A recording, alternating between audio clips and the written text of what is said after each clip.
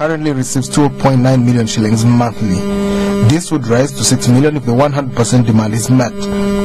Makerere lost 25 high-profile lecturers in 2011 alone, and many say they will walk out or take up part-time jobs elsewhere if the terms do not improve.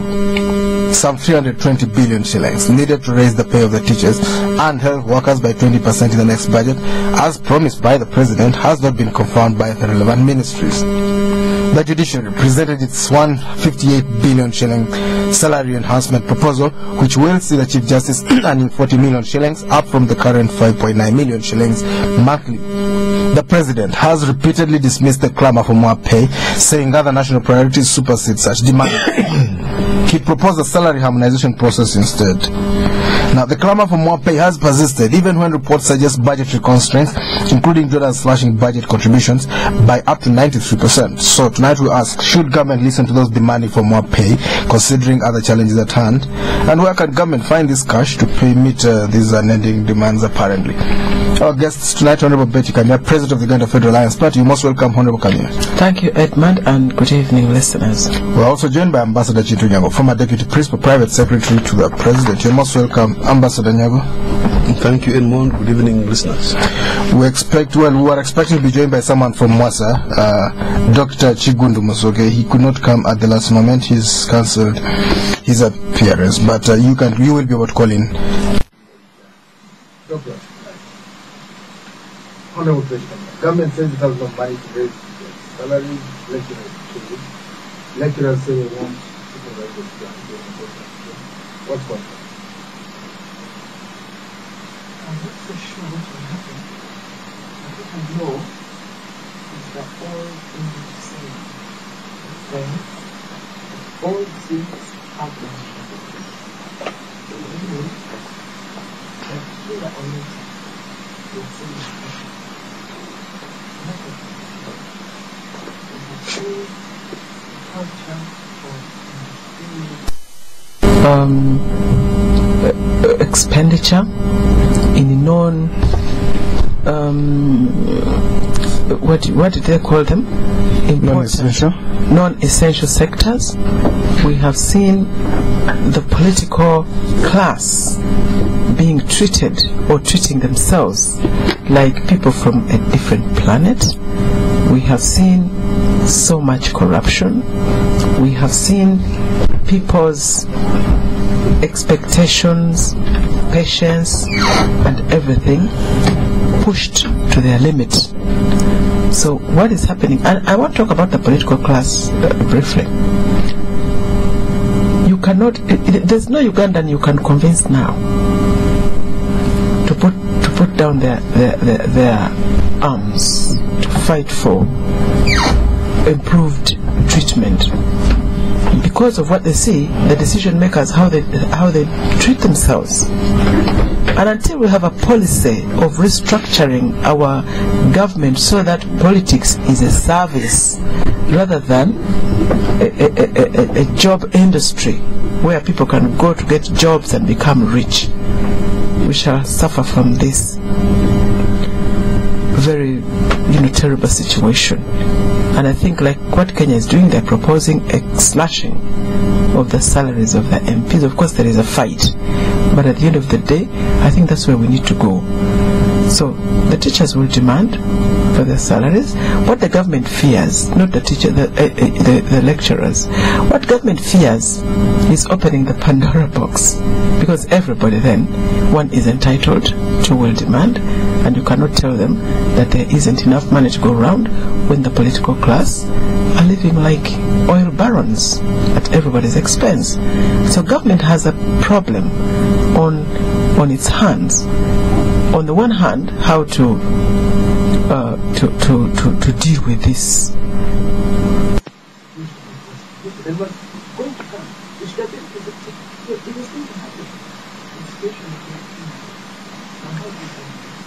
I don't know how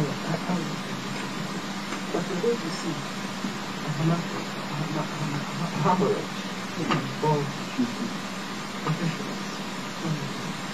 Already, just for the people against Uganda,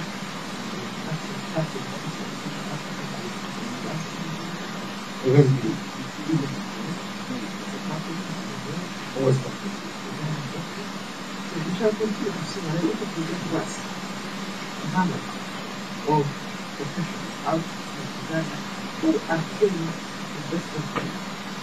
By the Uganda. By the Uganda taxpayer. But as well as they have to include the state expenses, the next thing that they have to render, they also have money, they have aspirations, they have money, they have themselves, and someone is offering it to the store. So if you get a little money from the state, and bring them there, going to work on the moon. And send it to us. Yeah, they do, but that's not what you have been. that's not Does the government have the money? I live in this. I'll actually help you. People don't need to have 6 million.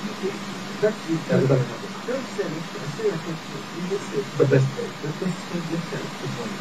is 6.9, a member of parliament, that 35 million. That's development. That no, that the electoral doesn't have another electoral, how they want. I think the best thing. Look, I had a picture. You have to be admitted in this country. You understand how it's been. By 7 o'clock, they're not going to go. They stop it around. Because by 9 o'clock, they stop it out pressure things. So by 7 o'clock, they're really on the board. And midnight, they also come round. So to look at the people. On the days. What do they say? And that was a parliament. I mean, nobody can die because of this. Oh. But people can die because of this. So then I think it's going to be good our career.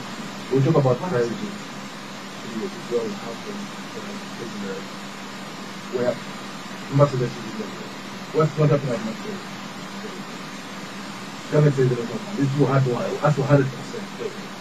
The management, the administration of the university says we will give you the money. It's very much money. Government says that's all.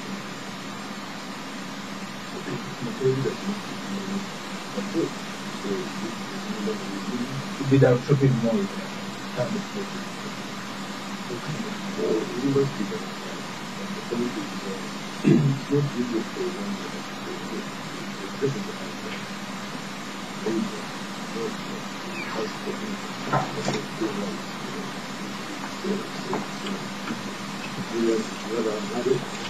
think the money is not there. I mean, Makerere should, I think,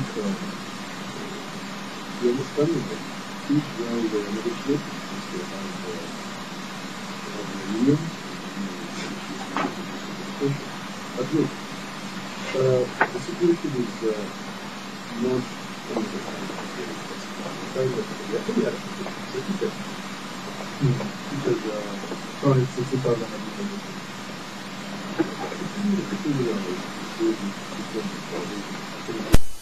Slightly more than that, say about 500,000 or something like that per month. And they have been teaching. I mean, they have also got demands like lecturers. They are also Ugandans, but they have not, striked this far. But not only that, how about the men in uniform and the men and women in uniform, say the people in the defense forces and the Uganda police and others. These are also people whose salaries I don't think have been increased for some time, but we have never heard of a meeting. They love their country more. I would, from that perspective, why not? I mean, if a man says, for example, in the Central African Republic, it's by any stretch of imagination a very inhospitable environment. And looking for coin, not just sitting down doing some research, but not looking for mangoes on the trees. In the thickest of the jungles, of the tropical jungles. At one time, we were told some were eaten by crocodiles when the New Vision went there to get the story, and they have had their work done, because some time ago, Konyi's head of intelligence, is called Asalam, was arrested, and Konyi survived by the skin of his teeth. And these young men and women are doing their job. So I think all Ugandans should be understanding, for sure. The method of increasing salaries should be fair and equitable, because you find some people, like for example in KCCA, They earn a fortune. How much do they earn at KCC? I don't know, but from what I hear, a tea girl, I think, earns as much as a university professor. In my view, I think that's ridiculous. Or somebody earning 50 million for I don't know. Only 43 million. Whatever for doing, I don't know what. So I think it should be equitable, because we all got needs and we all got capacity. And I mean, it's not only somebody who's running, say, some Kampala authority that has the capacity and staff. So I think if salaries are to be increased, they should be equitable, but people should not have ridiculous demands of 100% pay rise.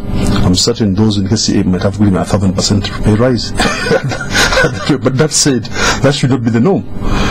And then, much more importantly, we as a country, we should ensure that we don't spend much of our money on administration, much of our money or welfare. Much of our money should be spent on production.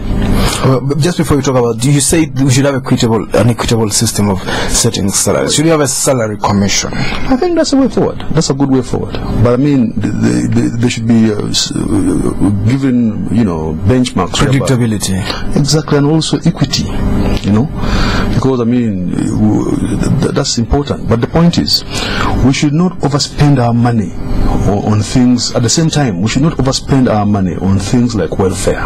Yes.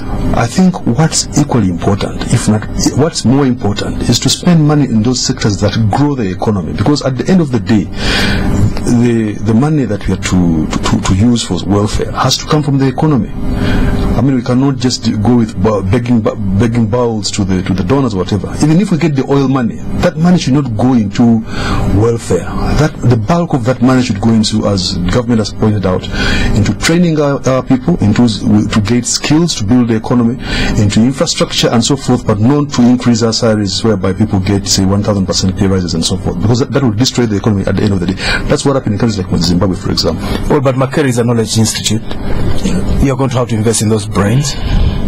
Teachers are also created. Teachers are also people who are. Look, this is not just. We are interlinked. If the UPDF does not do its job, for example, these men and women in uniform, then there will be no environment to create knowledge. If the executive director KCC doesn't do her job, if the teachers don't teach the young in UPE and USE, then there will be no undergraduates and graduate students to teach. So the entire thing is interlinked, and we should all work in unison with some patriotism, and not just demanding for unrealistic kind of pay raises. But I think the point to consider here is the NRM government has been in management of this country for the last 27 years. Only 27 years? Only 27 years. So how much longer do they need to fix this? And when you look at other countries, our neighbors, I mean, what Ambassador Nyago is saying is not unique to Uganda.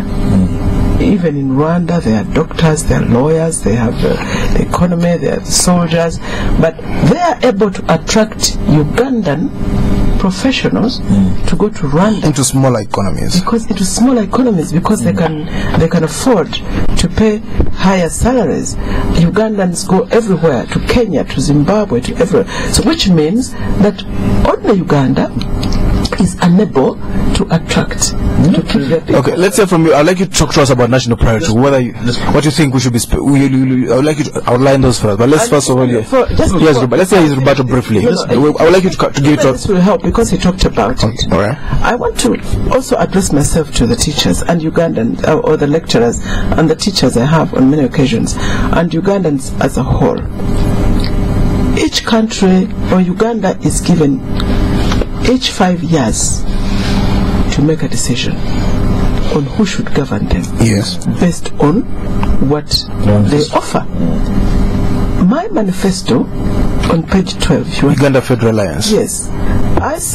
We said that we shall establish a salary review commission to rationalize salaries so that we bring down those that are escalating and raise those so that they are rationalized. How many lecturers read that? And if they read it, how did they respond? How did they vote? So my problem with Ugandans is that we vote one way And then in the middle of the 5 years, we ask ourselves what went wrong. No, we don't ask ourselves. We demand that the people voted for do what they didn't promise us to do. Mr. Chindian. Okay, look, I'm sure the voters have got good reason to vote for President Museveni in the NRA. But on the issue of attraction of expatriates into this country, look, whenever I move around, but even without trying, I bump into a foreigner, be it in Kampala, right? Be it Eritreans or Ethiopians. Some are South Sudanese. Whatever. Some look to be very clever people. We go to hotels, you find Kenyans, there are Rwandese everywhere. So look, Uganda also does attract whatever. And secondly, I do remember a time. That is private sector. No, whatever. But we talk about government. That is private sector. President General, please give me time. Go on, Ambassador. President General. Your Excellency. Now, then you find, I do remember a time when the salary discrepancy between, say, like in teaching, yes, medicine, in medicine, between, say, Ugandan doctors and Kenyan was incomparable. But now, Ugandan teachers earn more or less equal, if not more, than Kenyan teachers. And in fact, very few Ugandan teachers venture to go to teach in, say, Kakame, in those rural areas, say, in the past it was the Garissa or Garissa is much too far away. But just go there to run a living, because the Kenyan shilling was viewed as real solid money. But I mean, those things are not in place after the fundamental. But that's it. Like, for sure, the economy, like in Kenya's economy, I don't know about it's a strong economy. I mean, because of the historical reasons, or whatever. And this government has been trying, but for sure, things like the salary commission, I think is a good idea, which should possibly be adopted by the policymakers to ensure that there's equity and a rational manner in which salaries are increased. All right, I guess we'll take a break right now. This is Spectrum on Radio 1. We'll be back. Do stay tuned. Excuse me, what is this 300 shillings on my bill for? That is for the tinted candle, madam. And this 100 shillings? That is for the air conditioning. And this 200 shillings? For the blue walls, ma'am. I can't believe this! Why pay for what you don't use or ask for? That's why we at Standard Chartered are introducing the Easy Go account, the first current account of its kind that gives you complete control of your banking charges. For more details, visit a Standard Chartered branch or call 0414-340077. Would you like to leave me a tip, please? So I'm chilling at home with my crew. The boys are waiting to watch the game on the telly, but the chicks want to go to the beach. So how do we play it? A glance across the room. Eye contact is made. A plan is hatched. Pete will get some sand. Lots of it. Jeff will take care of the deco, Tim the entertainment, and I the clubs. And so we bring the beach to the apartment. If we can't go to the beach, we bring the beach to us. It's just how we do. It's not about where you're at. It's the difference you bring. Get a fresh take on things. Club is brewed longer for easier drinking. Great taste. Club. Tastefully different. Not for sale to persons under the age of 18. Officer, this time I'm going to throw away all my pangas and knives because you said they help in transmitting the banana bacterial wilt disease. Take heart. If you flame them, you can still use them. The banana bacterial wilt is transmitted by insects such as the stingless bees that visit male birds to feed on sap that oozes out when the banana flower fall as the insects feed. They also bring in the bacteria that enter the banana plant through the wounds left behind when flowers fall. To stop the spread of insects, remove the male birds as soon as the last cluster is formed, whether you have the disease or not. Because removing the male bird using a pruning knife spreads the disease, use a fork stick. This message is brought to you by National Agriculture Research Organization, NARO. Nasa na jensula atengenda kujanga candidate mu kitundu ekimu awo njaba kubakasa pya pya.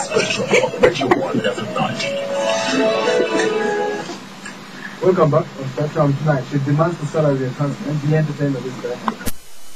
Budgetary constraints. Our guests tonight, Ambassador Kintu Nyago, former Deputy Principal Private Secretary to the President, and Honorable Bettie, President of the Uganda Federal Alliance. You will be able to call in and contribute to this discussion tonight. Honorable Bettie Kamya, what are the priorities? If we are finding it difficult to pay salaries to lecturers, health workers, where should we start if we want to reform this economy and create equity? I mean, I agree with the Ambassador Kintu Nyago. Look at it from the micro level. Even you yourself, if you eat and don't save and don't invest, sooner than later, it catches up with you. So investment, and saving, and being frugal and efficient are some of the characteristics that have got to be built in our economy. But where everything is mismanaged and squandered and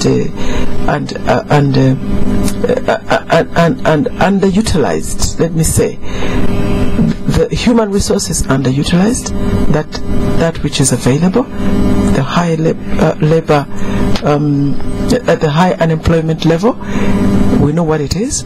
Even those that are employed are highly underutilized. You go to a hotel, you find 15 people just standing around because they're called waiters. They are called waiters because it's not peak hours. So why do you want to come? Why do you want 10 people to come during non-peak hours? Why don't you recruit some when you need them, and those that you don't need, you bring them at different times? So I think we've got to be revolutionary and absolutely change the way we do business, even before we start thinking of priorities. There's a lot of priority begins with saving everywhere. You must begin to save some money. For me, by the way, one of the things I love most about my life these days is my management of electricity.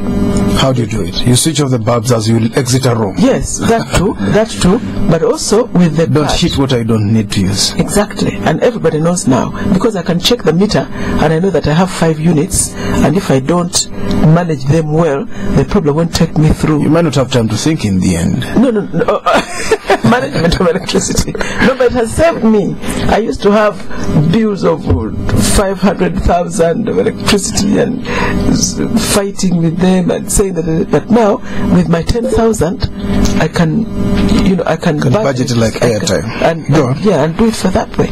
So I think basically we need a revolution in management of our lifestyles to begin with. Let's explain at the state level. You may have lifestyle at the state level. What should we cut out if we're to, as a government? Much loved by the people. There is more fighter jets have arrived. We need fighter jets for our own more defense. fighter jets have arrived. I don't know whether we are in danger of being attacked by anybody. By mosquitoes. Go on. And more importantly, why, even if they are going to attack us, why they should attack us? Because that goes for foreign policy as well. You know, there are so many things that are. We bought 6 jets at the start. They were not enough. We need some more. We need some more. But why do we need some more? Is it our foreign policy that needs to be reviewed? Because a lot of things go with that. What about, I mean, for instance, the seriousness. The president takes a sack of money to youth. What's wrong with a sack of money? Before establishing their capacity to use this money, do they have a bank account? Who are the signatories? Is there a resolution? Can keep the money under the bed. What's wrong with it? So really, I think that we need more seriousness in finance management and in our general lifestyle as a starting point, because we may have priorities. You can say we have priorities. You may prioritize. Let's get this clear. What's wrong with buying jets? We bought 6, they were not enough. Now we need some, and you're complaining. Yes, we are complaining because. So when you order a 3rd round of fighter jets at $700 million, you will complain again. What are we going to do? I don't really want to go that way, because when I look at the people who are complaining, the people who are on the street, the people who are not eating, when I look at the schools where there are no facilities, when I look at the hospitals where there are no drugs. Nyago was built less than a year ago, just less than 2 years ago. They don't have drugs. They don't have drugs. But we need fighter jets. That's the administration of this country really know. Someone might try to sneak across the border to steal our casa. We need those jets. Honorable Nyago, Ambassador Nyago. Thank you, Edmond. The fact of the matter is that as we are seated here, we are enjoying the freedom. This is not Ashadin. Well, that's the reality. I don't need to emphasize the point.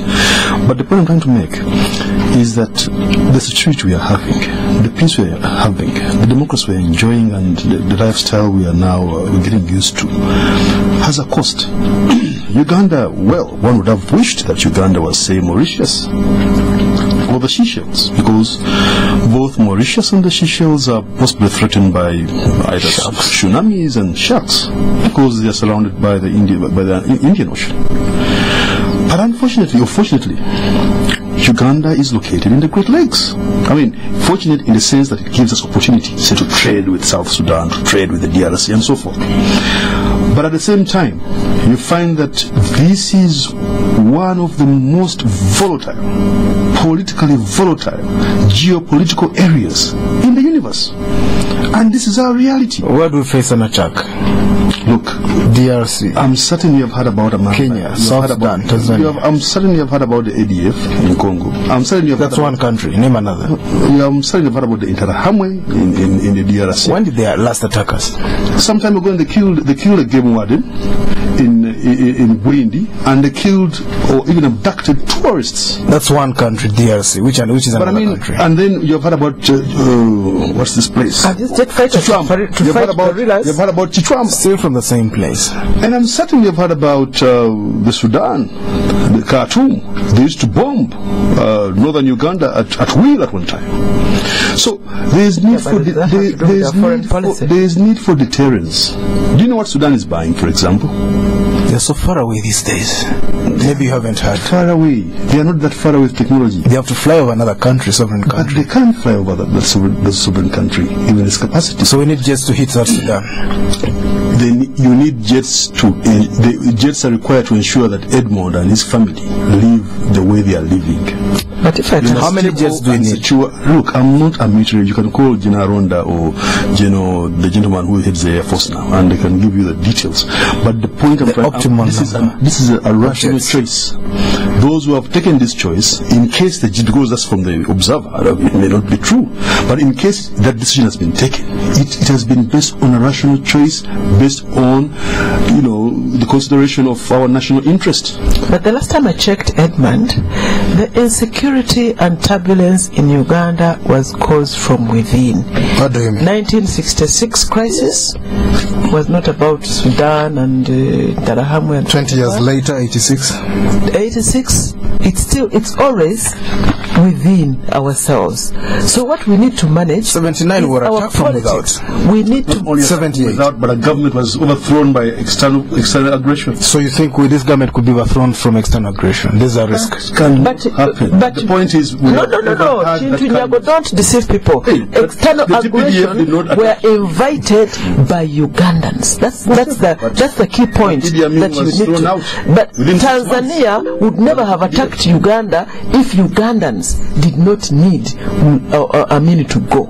So it's really about Ugandans, and it's not so much about Tanzania.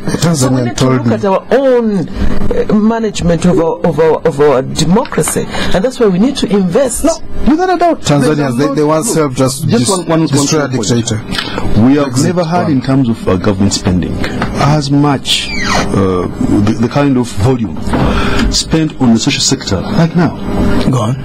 The spending on health, the spending on schools, UPE and USE, and vocational training, and even venture capital schemes, even university training, because there are more people now being educated by university in terms of numbers. Well, the population is bigger than ever before.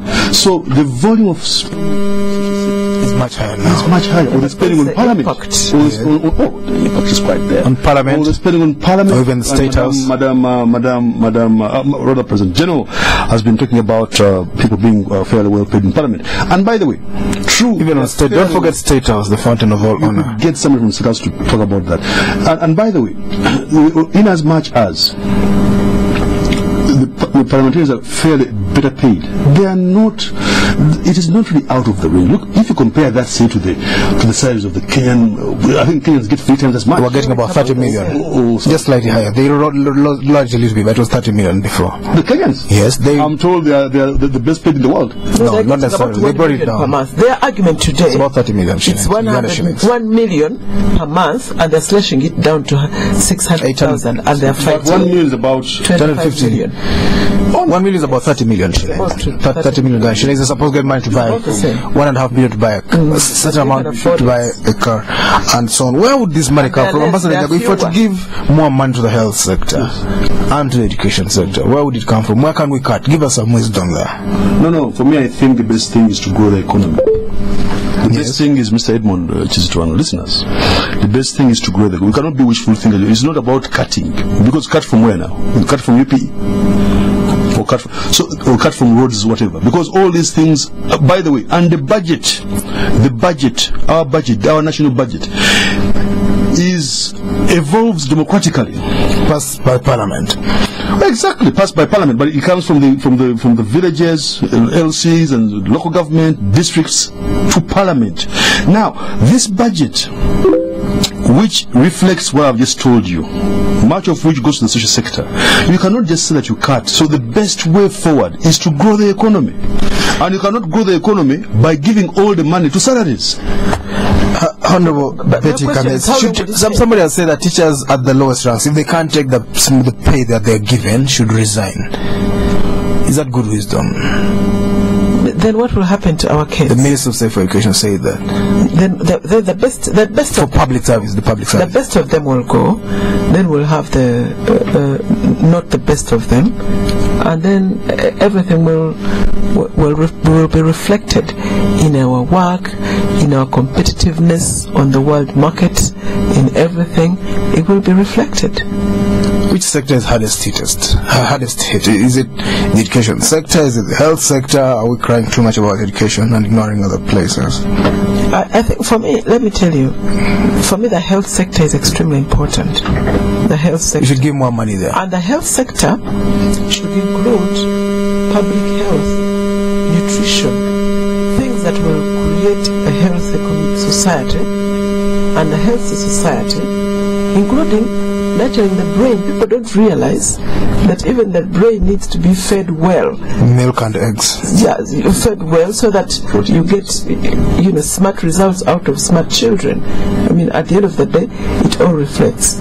So, in my opinion, I would give the health sector a lot of attention, and the education sector a lot of attention as well. Education and health. In Rwanda, they're already doing that. Let's talk about, before we hear from, how do we get out of this cycle? Some people have, Mr. Chirio, you said they should invest in productive areas. Forget about education for a while. Well, which sectors are you talking about? Tourism or what? We spend less than $500,000 on tourism. Look, without a doubt, you're right. Because Uganda is one of the best, if not the best, tourism potential destination in the world. Eco tourism, birds, the climate, the wonderful climate, everything. The animals, the big five are all here, plus the mountain gorillas, the rivers, the lakes. Look, the fauna, everything is here. So I think we should be more creative and then grow the tourism sector, grow the agriculture sector, because we are hardly utilizing our land as required. But all these would possibly need even reform, say appropriate land reform to ensure that peasants, say like in Uganda, are not being evicted left, right and center. We must have security of tenure. Of a minister who shows those are not strong. She's trying her best, but I mean, are the laws there to protect her? That's why she's in court. She's doing anything. So what's important, look, whatever she does under the existing laws, she's constrained. She's hitting a brick wall, because there are laws in place, there are market forces in place, and these are things she can't fight. You can't fight market forces. You can't fight all the legal battles that she's and then there's the rule of law. These guys are evicting the people based on the law. So it's the law to be changed, it's the tenure system to be changed, and ensure that people don't get evicted left, right, and center. Does the government care about its workers? We had the International Labour Day last week. Some people think the government doesn't really care. It does care. The government does care about its workers. That's why people are paid a monthly salary every month, and it's a fairly decent salary. For sure, we need more. As I've told you, teachers in Uganda now have more or less comparable salaries with those of Kenyans, and then the President General just informed us that even legislators earn more or less the same like here, like in Kenya. I thought Kenyans were earning much more. Slightly more. So they have a bigger economy, and they are less. The Parliament of Kenya is smaller than the Parliament of Uganda, including the and Kenya has a bigger population and a bigger economy. So you've got to put that in in perspective and prorate properly. Let's hear from the listeners. This is Spectrum on Radio 1 tonight. Should demands for salary enhancement be entertained at this time when this country doesn't have that much money? Our number is 041-434-8111, 031-226-0390, 031-226-1390. When you call in, please tell us your name and where you're calling from. Spectrum, hello? Yes, good morning. This is Alan from Namgongo. Good evening, Alan. I just have two things I want to mention to Madam Bettie. I think Madam Bettie should come to the realities of politics in this country, not just this country, but I think globally. Tomorrow, that's the problem with politicians in the opposition. Not just only here. You saw it in the United States, whereby Obama was talking of scaling down forces in Iraq. When you come to power, it's different. It's not as you think right now. Right now, it's politicking. So the issue of security, please, that is very difficult for you, Madam Bettie. There are those specialists who can work on that. Secondly, on the issue of Kenya, we're now being fooled saying that the Kenyan parliament is small, the cabinet is small. But look at the new constitution. They have created new structures in government. They have created we have governors, we have senators. So the budget has just been, it's just even increasing the more. Let's not just look at the cabinet, the thing that has been scaled down. Let's look at the structures that have been created. It's even worse than it was before. They have to pay the senators, they have to pay their secretaries, they have to pay the governors. They have the same pay as almost the speaker. So there's nothing new about that. It's just been increased, just fooling the common people. Spectrum, hello. Hello. Yes. Good evening, sir. Good evening, your name? I'm Edmond. Thank you for saying Ambassador Nyago and the Honorable Bettie Kamya. Totally, I want to agree with them, actually, on the salary. Because today, if you ask the guys at the public service ministry that what rationale are they using, recently they increase the salary of the judges. Then, and another issue goes to particularly the guys working for government like Makerere and the lecturers. I think they should not hold the government at ransom because we need a system. And finally, about defense, actually we should support our defense, not ask what kit we are going to buy, but it's the important issue or item security. Without Spectrum, hello. Hello. Yes, your name? My name is Mark. I'm calling from Makerere. Frankenberg, yes. Yeah, the topic is quite a pertinent one. But I think that Mr. Kintu Nyago is not giving it its due context. It's a cool 30 years ever since we began this talk. We sold the government enterprises in the hope that we are going to build our economy. Where did that money go? It has still been the same song of security, security, security. Build the economy, build the economy. 30 years down the road, can we tell Ugandans what has happened to the economy? Why are hospitals failing? Why are schools failing? Why are universities failing? It has been the same song. Security, security, security, security. At what point, I'd like Mr. Nyago to inform our listeners, at what point are we going to get and say now, this is enough of security, let us handle the other areas? Thank you. Spectrum, hello. Good evening. Good evening, your name? Yeah, thank you especially for bringing the kid and Mr. Kintu Nyago, but I really love to see all his arguments. Your name, the point where I really want to your name, sir? pushing for this salary increment is that the economy appears to really have money. If you're in an economy where the president carries money and just gives it to one person tomorrow, MPs want 5 million, they get it, money is stolen somewhere, the government gets it and quickly refunds the donor, it means there must be some free money somewhere. Now, all these gestures that have been shown, it's difficult to step back and say, oh sorry, we don't have money. Talking about defense. Defense is the only one budget that has never stopped growing. It goes upwards, upwards, upwards. But what we see is that the state level keeps decreasing and the investment is more in conventional war, that is war between countries. Yet we're told it is more of Al-Shabaab war, which does not really require a high level sophistication and expensive equipment that the government is investing in. Alright, let's hear from Spectrum, hello. Okay, I guess we'll come straight back here. Ambassador Kintu Nyago. Well, security has been a song, Frank says, since 1986. Let's hear from one other caller. Let me get back. Spectrum, hello? Yes, your name? Yeah, I'm called Henry Lule. Henry Lule. I think that Honorable Nyago is exhibiting the same arrogance we saw that the minister is talking about. These people are talking about lecturers have been clamoring for a living wage for ages. So for somebody to say they're not patriotic, they are not understanding, I find it so arrogant. They're simply asking for money to be able to live. They go to the same hospitals, they go to the their children to the same school. Is that asking too much? I don't think so. I think the government has the money to pay for these people. All right, let's get right back here. Ambassador Nyago. Does this government have the money to pay the teachers? The lecturers? Yes, and the teachers. The government of Uganda, no, let's take the lecturers. The government of Uganda definitely has the money to pay the lecturers, but that would be at an expense of other things. Because what should happen is, you know the making of the budget is participatory. It's not President Museveni who wakes up one day and says that the budget is like this. No. From the village level. But these budgets were never budgeted for. Look, how would you know? Because the president told us. No, how would you know? The president told us. So the point I'm trying to make is, what would happen is, and the budget process is ongoing now for the next financial year. So, people, pressure groups, peasants, or unions should bring this on board and say, look, we need salaries for, say, lecturers and Makerere. And then it's included in the budget, because this has to be budgeted for. It's not like manna from heaven. You know, manna from heaven, you just pray and the thing. You don't budget. No, it's just every year. No, that's not budgeted for manna from heaven. Yes. Moses and Jews prayed. We're learning. Go on. You are a pastor yourself, so you know this very well. So Moses and the Jews prayed when they were going back to the promised land, and Yahweh in all His kindness and eternal wisdom provided manna. But now, unfortunately, we don't have that power. To date, you know, we are fallible human beings, and hence we have to budget, and this budget is participatory and democratically made.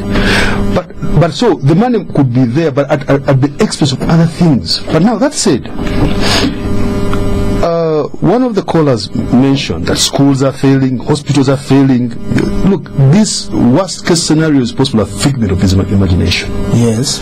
The last I heard was that Makerere University, which had really one of the best in Africa now. It was really like some 20 years ago. I had gone to the dogs, as the President General put it. The last I heard, the best was the best. Yes, south of the Sahara. It was the best. Better than Ibadan, better than University of Nairobi and all the others. And they are more than possible 1,000 universities on the African continent. And Makerere had hit the charts and was, I think, the 5th best in the continent. And let me tell you, those other universities have huge budgets. You can't compare, say, Stellenbosch University or University of Cape Town to the kind of budget that Makerere has. You know how but that said, Makerere is doing very well. But not only that, the last I heard was that... And you don't change a winning formula. I'm not saying that. I'm saying that things are happening. Things are happening in Uganda, but we could do better. And the last I heard is that young children... If it's working, don't fix it. Not really. You can make it better. That's the motive. That's why civilization goes ahead. And that said, the last I heard, young children from all over the region are flocking to our schools. And they have got rational parents. Right. For somebody, say, from South Sudan to send his or her children to Ugandan schools, or from Rwanda, or from Burundi, or from the DRC. There's something they have seen. So things are not failing in Uganda. Things are doing very well, or they are doing better than they have ever done, and the hospitals are also doing well, including Nakuru. But we can make them better. In a way, first of all, if it's working, don't fix it. Leave Makerere where it is. Thank you. First of all, I want to thank the people that phoned in, and I have a few rejoinder to to Alan. You know, Alan, for your information, there are 47 senators and 47 governors. That's 90. So if there's an addition, it's an addition of 94. But there, how many RDCs do we have? But there are 320 MPs. 367. To our 376. Not ours. I mean Kenya. Yes. To our 370, almost 400, including the other people who sit in there. And when you want to sit down at it, Kenya has trimmed a lot in terms of the people that they have. But then the gentleman said security is too complicated for me to handle, and I almost became commander-in-chief. I almost, and I will become commander-in-chief.